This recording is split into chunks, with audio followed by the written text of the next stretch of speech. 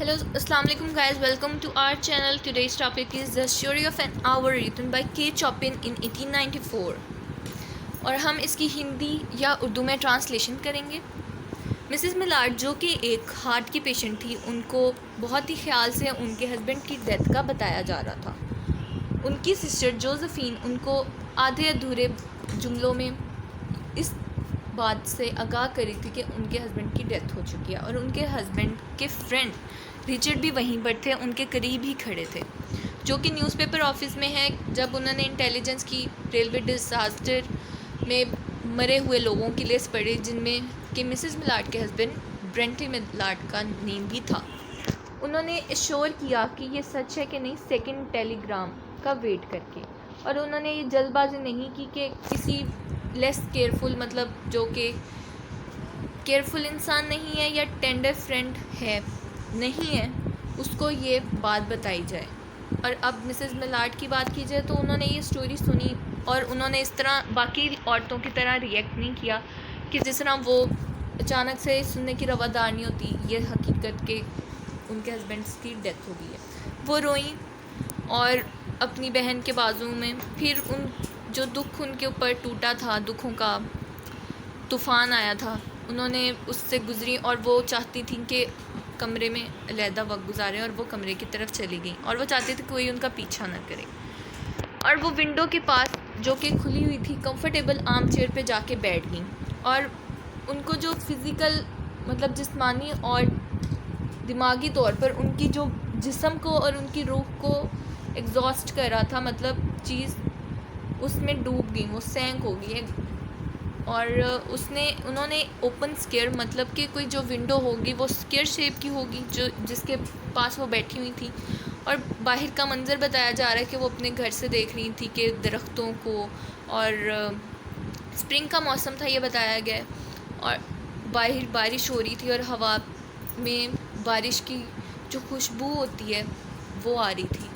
और जो सड़क थी उसके ऊपर पैडलर्स, यानी कि जो फेरी वाले होते हैं, वो चिल्ला रहे थे अपनी चीज़ें बेचने के लिए। कोई दूर दराज गाना गा रहा था और वो उन तक सही से आवाज़ नहीं पहुंच रही थी, लेकिन मतलब फेंटली धीमी से आवाज़ आ रही थी। और चिड़ियाँ कहीं पास ही चहचहा रही थी। नीले आसमान में बादलों के पैचेस थे, टुकड़े थे, और वो उन्होंने अपना जो सर है वो चेयर की कुशन के ऊपर रखा हुआ था और बिल्कुल मोशनलेस, मतलब कोई हरकत नहीं करी थी। बस तब हरकत महसूस हो रही थी कि जब वो सिसकियाँ ले रही थी, जो सिसकियाँ उनके गले में आ रही थी और वो हिल रही थी उसकी वजह से। जिस तरह बच्चा रोते हुए ख्वाब में रो रहा होता है, सिसकियाँ ले रहा होता है, उसी तरह का ये मंज़र था कुछ। वो यंग थी, फेयर थी, काम फेस थी, और उनके चेहरे पे जो झुर्रियाँ थी, लाइंस थी, वो थी, और उसमें एक जबर और एक स्ट्रेंथ नज़र आ रही थी। But now there was a dull stare in her eyes. Dull stare मतलब होता है, स्टेयर का मतलब वो देखना, मुरझाए हुए आंखों से वो देख रही थी, और जो नज़र थी उनसे दूर थी, और yonder on one of those patches of the, और वो जो पैचेस थे आसमान में, नीले आसमान पे, उनकी तरफ देख रही थी डल गेज के साथ, डल स्टेयर के साथ। और फिर there was something coming to her, कोई चीज़ उनकी तरफ आ रही थी जिसका वो इंतज़ार कर रही थी डर से।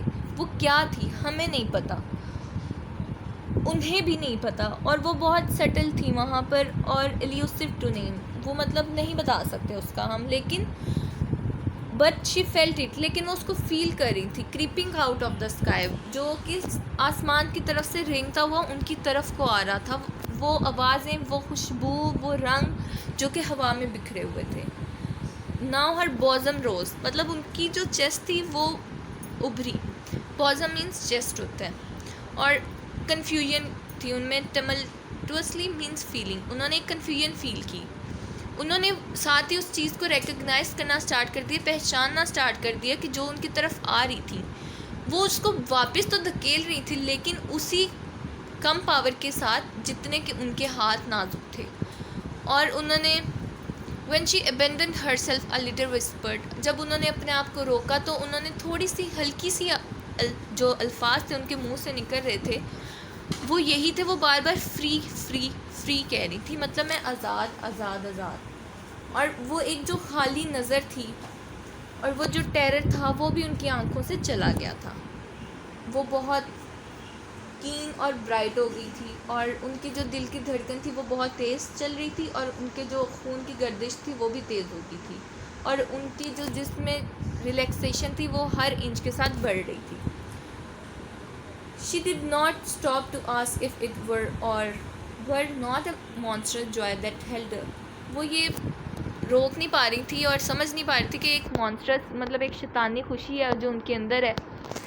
और she knew that she would keep again when she saw the, लेकिन वो था, उनको ये था कि जब वो इंसान, वो जो नाजुक हाथ, काइंड और टेंडर हाथ थे जो कि अब मौत में लिपटे होंगे और जिन्होंने कभी प्यार से उनकी तरफ जिन नज़रों ने नहीं देखा था, और वो ग्रे होंगी और वो डेथ होंगी। मतलब वो अपने हस्बैंड के यहाँ पे बात करी है कि मतलब वो रोएंगी, क्योंकि जब एक हस्बैंड की डेथ होती है या कोई भी इंसान जिसको हम जानते हैं, कोई जिसको हम जानते भी ना हम उसके लिए रोने लग जाते, तो यहाँ पे तो फिर उनके हस्बैंड की डेथ हुई थी। तो कहती है मैं एक बार रोऊंगी ज़रूर, लेकिन वो जो एक लम्हे के लिए, लेकिन बाद में जो आज़ादी होगी वो हमेशा के लिए होगी। और उन्होंने अपनी बाहें फैलाई और वेलकम किया। वो जो चीज़ें विंडो से उनकी तरफ को आ रही थी, मतलब वो खुशी महसूस करती और वो कह रही थी कि अब वो आज़ाद है। और अब उन्होंने there would be no one to live for during those coming years, she would live for herself, और वो अपने लिए ज़िंदगी गुजारेंगी। There would be no powerful will bending her in that, और वो मतलब उनको कोई भी चीज़ रोक नहीं सकती उनसे। और वो चाहती हैं कि कोई भी जो इन आदमी या औरत को कोई भी इंसान अपने कोई चीज़ इम्पोज ना करे उसके ऊपर। और ये एक क्राइम है कि हम किसी को प्यार से, काइंडनेस के साथ या जब्बर के साथ हम उनको अपनी मर्ज़ी के तौर पर ढालने की कोशिश करें। और फिर वो सोचती हैं कि शायद मैं उस प्यार करती थी कभी कभार, sometimes, often she had not, और अक्सर नहीं। लेकिन इसका क्या है, जो प्यार है वो अनसॉल्व मिस्ट्री है कि, और एक स्ट्रॉन्ग इम्पल्स उनके ऊपर आ गई। मतलब उन्होंने अपने आप को बहुत स्ट्रॉन्ग महसूस किया, free body and soul free, she kept whispering. वो बार बार यही बिन बना रही थी कि उनका जिस्म फ्री हो चुका है, उनकी रूह भी फ्री हो चुकी है। और जोसेफिन जो कि बाहर अपने घुटनों पे बैठी हुई है और अपने होंठों को की होल के ऊपर रख के कह रही हैं कि दरवाज़ा खोलो और मुझे अंदर आने दो और अपने आप को नुकसान ना पहुंचा लेना, बीमार ना कर लेना। तुम क्या कर रही हो लॉयल? और for heaven sec open the door, खुदा के लिए दरवाज़ा खोल दो। लेकिन वो कहती हैं कि तुम चली जाओ यहाँ से, मैं अपने आप को बीमार नहीं कर रही। नो शी, बल्कि वो तो अमृत के घूंट ज़िंदगी के पी रही थी उस टाइम पर, उस खुली खिड़की से। और हर fancy was running riot along those days ahead of her. और वो सोचती हैं कि अब अगली जो ज़िंदगी है, स्प्रिंग डेज़ हों, समर डेज़ हों, सारे उनके अपने हैं। और बल्कि उन्होंने दुआ भी की कि अब मेरी ज़िंदगी लंबी हो और वो लंबी ज़िंदगी जी।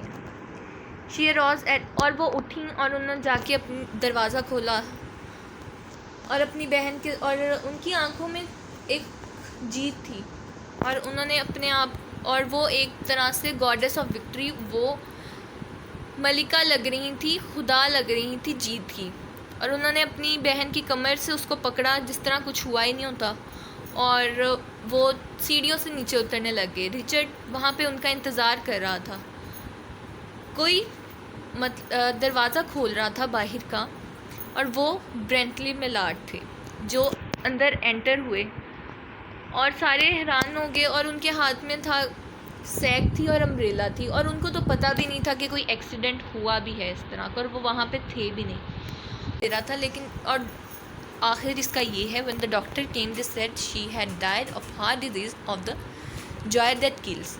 और आखिरकार डॉक्टर ने ये कह दिया कि वो खुशी के मारे डेथ हो चुकी है। लेकिन असल यहाँ पे ये था कि वो हार्ट डिजीज़ उनकी खुशी की वजह से नहीं डेथ हुई थी, बल्कि वो गमगीन हो गई थी कि उन्होंने जब देखा कि वो हस्बैंड जो मैं अभी खुश हो रही थी कि मैं आज़ाद हो चुकी हूँ, अचानक से उनको सदमा लगा और उनकी डेथ होगी। लेकिन डॉक्टर को यही लग रहा है कि वो खुशी के मारे अपने हस्बैंड को देखकर कि वो ज़िंदा है और वो उनकी डेथ हो गई।